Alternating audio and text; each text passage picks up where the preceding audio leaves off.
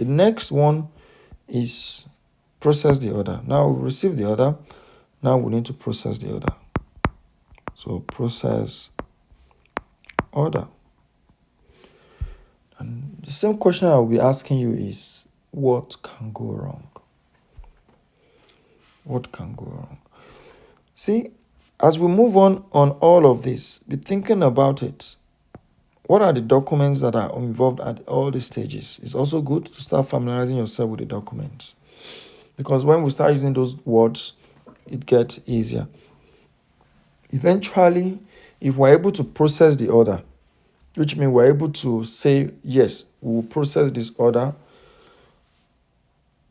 we've been able to say the customer has confirmed what he needs, then we can issue a sale order, which is a document.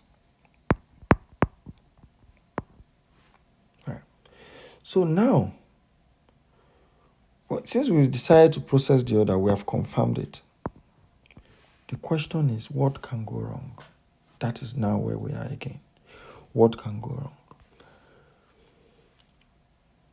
Number one thing that can go wrong is that this customer is not credit worthy. Though we've agreed what he needs, he said he needs 3 units of computer.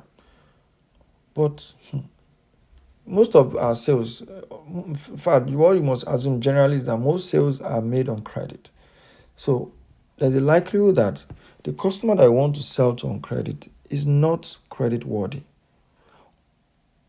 Or maybe he has even exceeded his credit limit.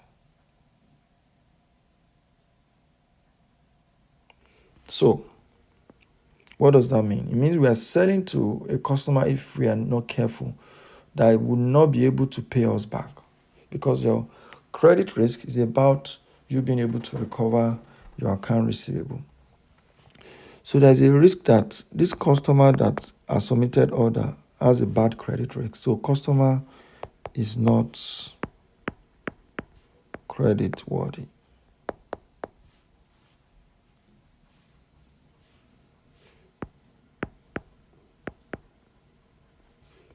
Or he already exceeded his credit limit.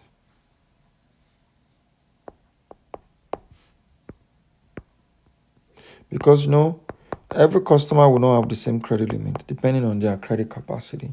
Some customers have good credit score, you can give a lot of credit to them. Some don't have, you give them little credit. So that risk is there. Because if you have exceeded your credit limit, then there's a limit to how much of your order that can process. And if your credit limit is 0, which means you are not credit worthy, we can't even give you any credit, then I shouldn't even process your order. So now, remember, we're at the point where we want to process the order. And this is number one thing that can go wrong.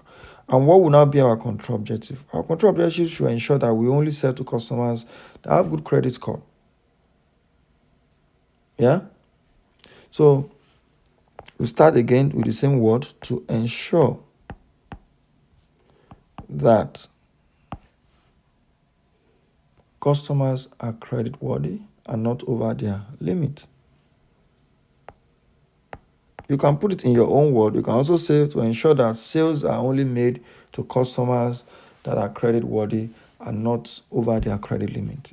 But just get the gist, is to ensure that this risk is mitigated. Yeah, so to ensure that customers are in good credit standing. See, I'm putting another way. In good credit standing. Yeah, this credit standing means that they are not beyond their credit limit, and at the same time they are good credit worthy customers. That is the objective. The question is, how do we achieve this objective with control?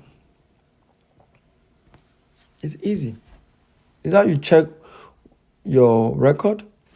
Yeah, you can. There are a lot of credit agencies, yeah, that you can actually try and get credit report on customers. You can go to the bank, credit report that you can use. Yeah, so But you don't need to even go into too much details. Two things you have to do here. Number one, so you can see you can have more than one control for one risk, right? The first one is perform credit check. That's all you need to say. Your control activity has to always start from action word, a verb. Yeah, so perform credit check. You must do that on new customer.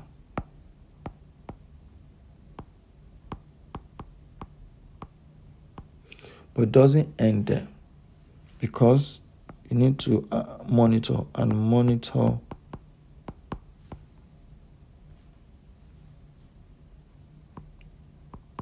existing customers. So you need to monitor the existing customer, because the fact that someone has a good credit standing today does not mean that it's going to have good credit standing next year. When that customer came in new, it could have come in new, nice, high credit score. But if you don't monitor it, if you don't monitor that customer could have run into almost going into bankruptcy, and you don't know, and you still keep advancing huge credit to that customers. This is the part that I am very, very convinced you will be tested. Always been tested. Anytime revenue process is in your question, they will tell you that all customers are always going through credit checks, but they won't tell you that they are being monitored. So by the time they are asking you to come up with weaknesses that you can find, that will always be one of the weaknesses you will be able to find.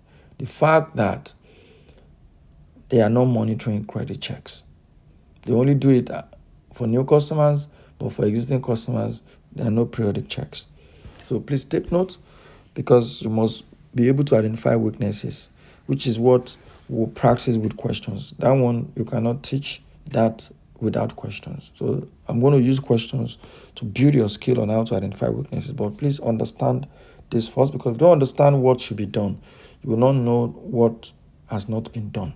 So let's know what should be done before we go into questions and start looking for what has not been done. Okay, so that's the first control. Yeah, how do we test that first control? You need to obtain evidence of credit check.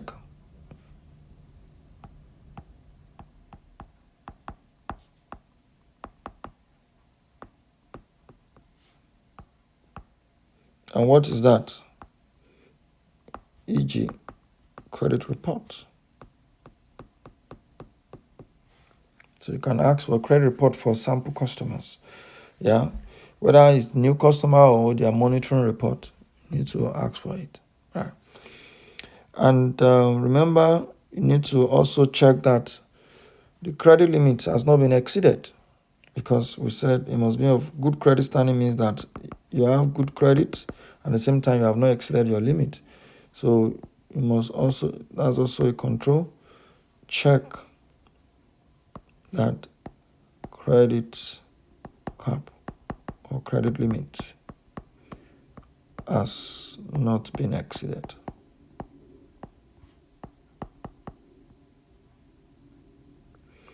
You can sit down yourself and even try and prepare this table that I'm preparing to test your understanding and how much you can remember, right? And how do you test this? So check that credit limit has not been exceeded and sign off, because there must be a way to audit that control,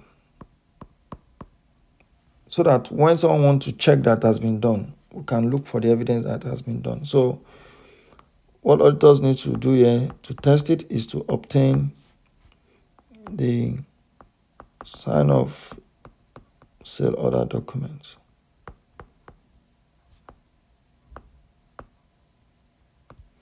Yeah, showing that this check was done.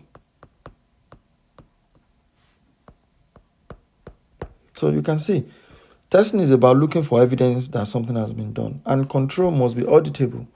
Any control that is not auditable is also not a good control. So when you design a control, You must design it such that it can be audited. But when we are processing order, this is not the only thing that can go wrong. It's not just customers not creditworthy or exceeding the credit limit that can go wrong. There's also another thing that can go wrong. And think about it. What if we receive order that we don't have inventory for? So insufficient inventory.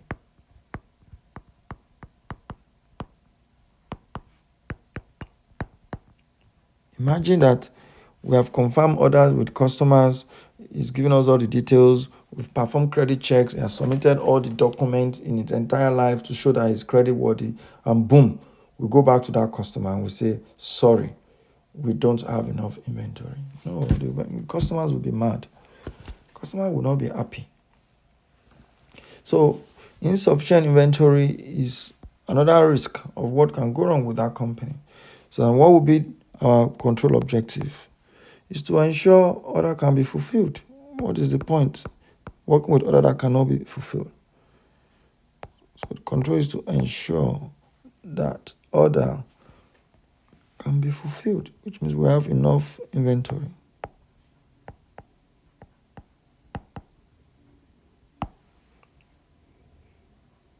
And what will be our control? Our control is, before we accept that order, we must check with the warehouse or check your warehouse record if it's in the system to be sure that we have that inventory in the right quantity that our customers need it. And remember, checking is good. However, we need to be able to audit our control. So you also need to sign off on sale order document that check was done. So when we design the control, we must cover all of that. So I will say, check warehouse record,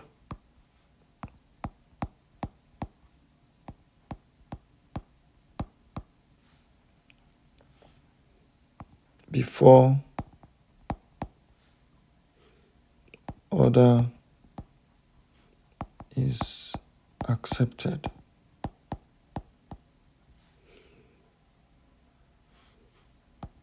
So once you check, sign off so that we know that you have checked.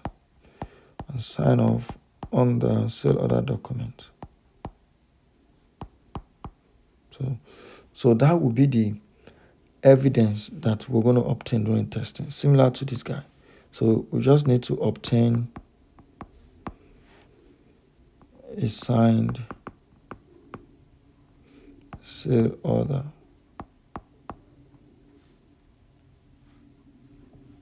Yeah. Showing this check was performed.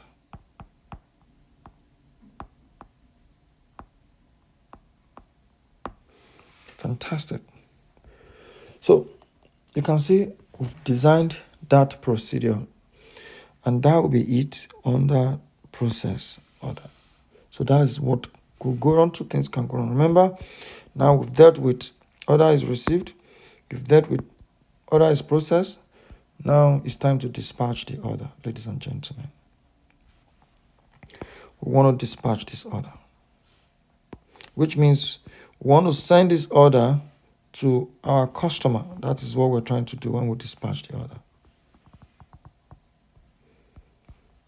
So we want to dispatch the order. So dispatch goods.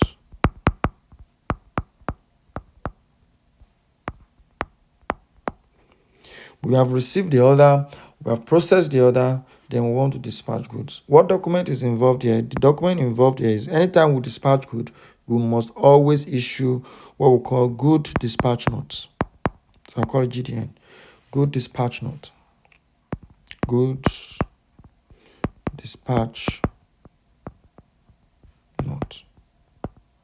Please don't confuse this document with good receipt note. It's the customer that will receive the product that will issue good receipt notes. The seller will always issue good dispatch notes. It's the buyer that issues good receipt notes. So please don't get this confused, because when we get to purchase cycle, we'll be talking about good receipt notes. And that will be total opposite of this process. So please understand this process very well, because when we get to purchases, we'll be talking opposite. And I don't want to get you confused. While we are trying to dispatch these goods, what are the risks? What are the risks? Now, the customers has ordered. We have confirmed that we have it. Now it's time to dispatch it. The first thing that can go wrong is that complete orders are not received by the warehouse. Customer has requested for 4. We have confirmed that customer wants 4. Unfortunately, some sale orders were left and not processed. Take for instance, you have 10 customers that placed order yesterday, but only 6 has been sent to warehouse. Warehouse will only process the 6 and dispatch the good for 6. If customer says, I want 4 computers, there's a sale order for that, 4 speakers, sale order for that, 4 bags, sale order for that. But if the warehouse only received the sale order for computer, that's the only thing they will process. So what could go wrong is that complete orders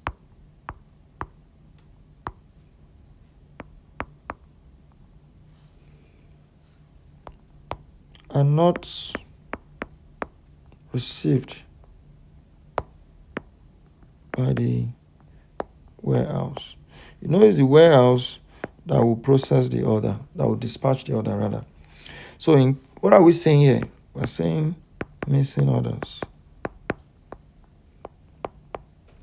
Orders are not sent completely. And our control objective will always be to ensure that does not happen. So that means to ensure all sale orders are sent to the warehouse.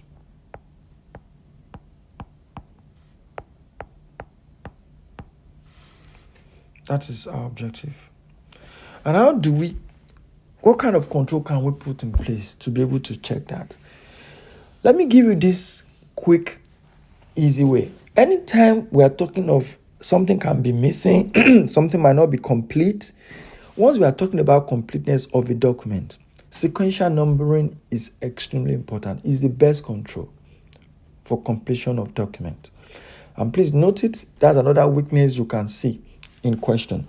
When they are talking about documents and they are telling you that those documents are not numbered sequentially or they are quiet about it, those are the things that will be your control recommendations, because remember what we are looking at in this D is best controls. So you are learning best practice now, right? So the control you expect to avoid that is sequential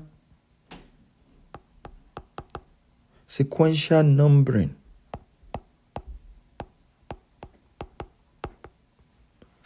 of sale order form. And think about it, it's very intuitive. If I'm working in the warehouse and you send to me, the last sale order you sent to me has number 15. Then next time you are sending a sale order to me, you send number 19. If we know that in our company, our sale order are sequentially numbered, then I will ask you, why did you jump from 15 to 19? Where are the sale orders for 16, 17, and 18? Then I'm questioning you. Then you can now say, oh, I left it in my drawers. Okay, I'm sending it. So that will prevent sale orders from being omitted, from being processed, because someone will raise question. And if the orders were cancelled or something, someone will explain that as well. So there's very, very high chance that we will not miss anything if we number the sale orders sequentially. And what auditors need to do to test that is just obtain the samples of sale orders and check that they are sequentially numbered. So that is our test procedure. Obtain some sale orders, and check they are sequentially numbered. Simple. You're good.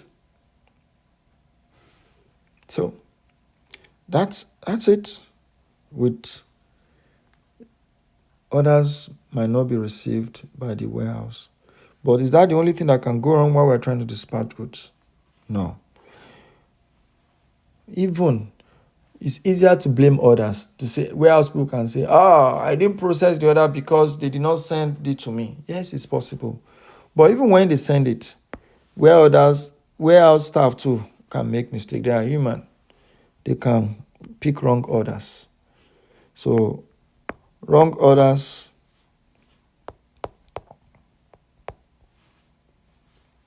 are dispatched. This happens a lot. Mr. John will order computer.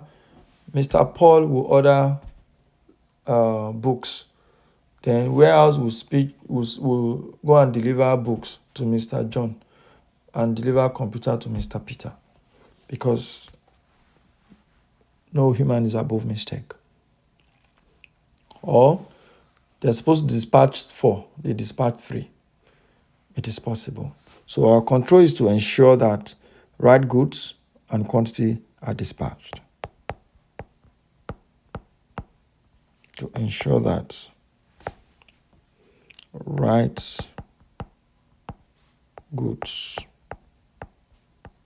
and quantity are dispatched to customers. That is the objective of the control.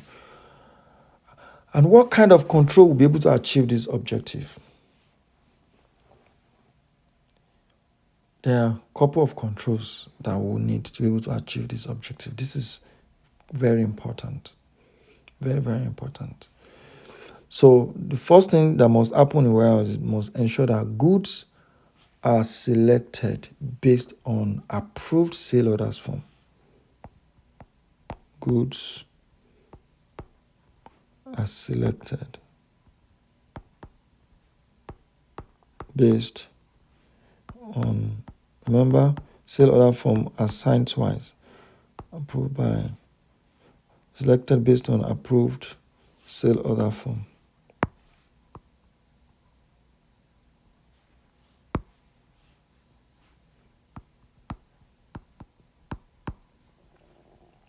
You must do that. Not that alone, you must also match the JDN, which is good dispatch notes that will have the details of what you are moving out of the warehouse to the sale order. Those must match. So also match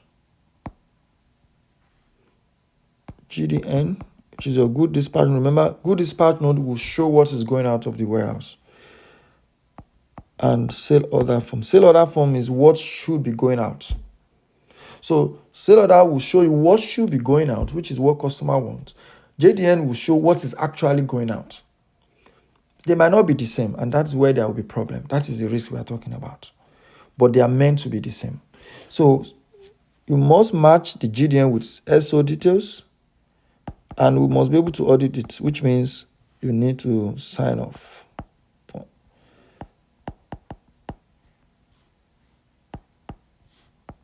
So you sign on GDN to show that you have done that match. Yeah?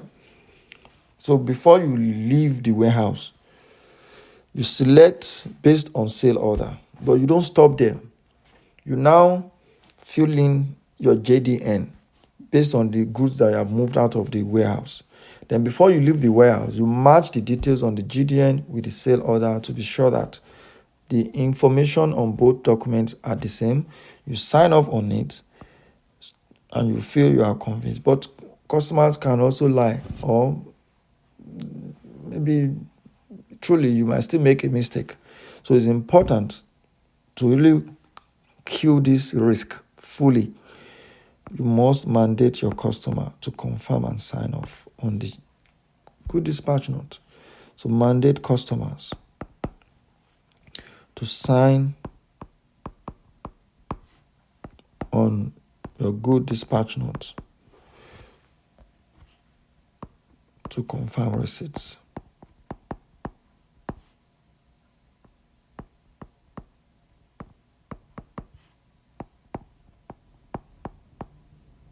Yeah.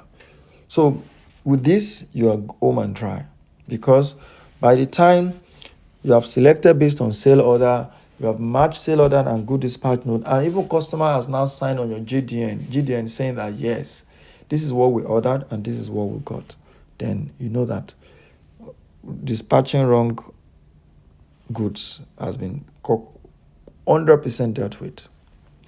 So what would auditors do to test this? It is very easy. All the auditors needs to do is to obtain sample of JDN. Because remember, you don't need to start doing this as an auditor. You just need to check for evidence that this has been done. And these are the things you will look out for. This signature here and this signature here. So obtain sample of GDN and check for the two signatures, which is customer and warehouse staff. With those two signatures. So that's all you need to check out for. Is that all that can go wrong with dispatch of goods? No. Not just these two. There's a lot that can still go wrong, and we'll keep going. Let's keep looking at it. The next one that can go wrong that we're going to be looking at is that damaged goods are sent to customer. Damaged good can be sent to customer. It has happened to all of us before. Some people will post what I order versus what I got. I don't know whether you have seen that post before on social media. It's because of all of this that we're talking about. It is not impossible. It happens a lot. What I order versus what I got. Because what you order looks fantastic, pretty. But what you got might be damaged. So, another thing that can go wrong is that damaged goods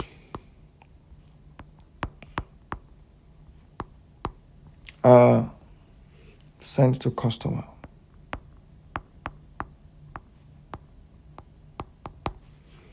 We're still looking at dispatch of goods. This is the process we are looking at, remember? Dispatch of goods. Okay, so damaged goods are sent to customers. And what is the objective of our control? To ensure that only good quality goods are sent to customers. That's what we want to achieve. We don't want damaged goods to be sent to our customers. So, to ensure that only good quality products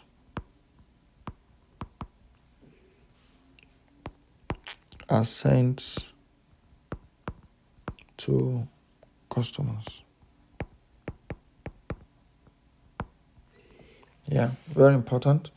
And you know that your quality assurance department will be coming to your mind. Who are people that checks that products are in good condition? And that's actually the control we'll be designing now. So it's to examine those goods before we dispatch them, and probably provide a quality assurance stamp on GDN to show that someone has checked that these goods are in good condition. So the control is to examine goods before dispatch. And do what? So that we can audit that has been done. Put quality assurance stamp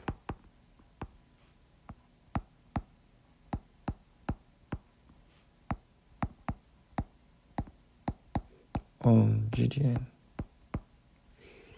Yes. What do you do as an auditor? You can already see it's easy to audit. All you need to do is select sample of GDN and check for that quality assurance stamp. So you select sample GDN.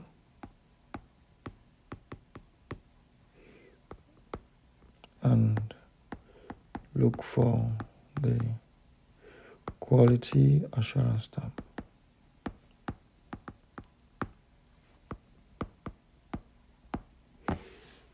Very important. And that will take care of sending bad products to customers. Still looking at what could go wrong when we dispatch our product to customer. There's still more that can go wrong. Goods may not arrive at customer's site. Which means something might happen in transit. So goods may not arrive. So you can see all of these, you think there are not so much to think about, but you can see, you can relate with all of these things. And that's why you need to practice, because it just look so like common sense. Yeah. Goods may not arrive at customer's site. That's what could go wrong. And our objective of the control will be to ensure goods arrive at customer site, not just arrive, even at the right time. What's the point? Delivering customers' order 6 months later. Maybe the goods is even damaged already before it arrives, or the customers has even changed business or relocated. Yeah, so that's to arrive at the right time as well. And what's our control? The control is to use reputable logistic company, use reputable delivery firm, use DHL. I'm just joking, it doesn't have to be DHL. I mean, there are a lot of people in haulage and logistic business, just to make sure that whoever is doing delivery for you has good track record. Yeah, so that's your control. Auditors just need to research about delivery company to be sure that they have good industry rating, and check that there has not been a record of misses or damages, or just poor reputation about the company. So all auditor needs to do to test is to research the reputation of the delivery firm used by the client. Yeah. And that will be it for dispatching the order.